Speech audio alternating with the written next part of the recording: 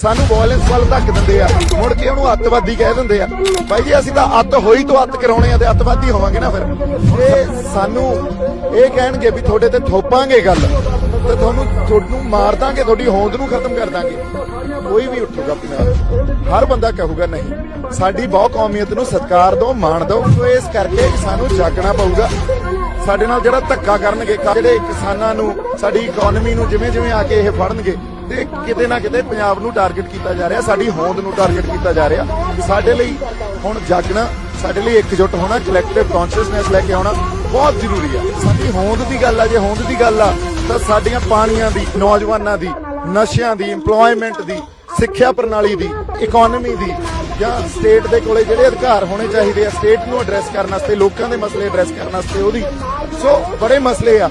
ਤਾਂ ਇਹ ਤਾਂ ਸੰਘਰਸ਼ ਦੀ ਸ਼ੁਰੂਆਤ ਆ, ਕਿਉਂਕਿ ਜਿੱਥੇ ਆ ਕੇ ਖੜੇ ਆ ਉੱਥੇ ਆਰ ਪਾਰ ਦੀ ਲੜਾਈ ਹੀ ਲੜਨੀ ਪੈਣੀ ਆ।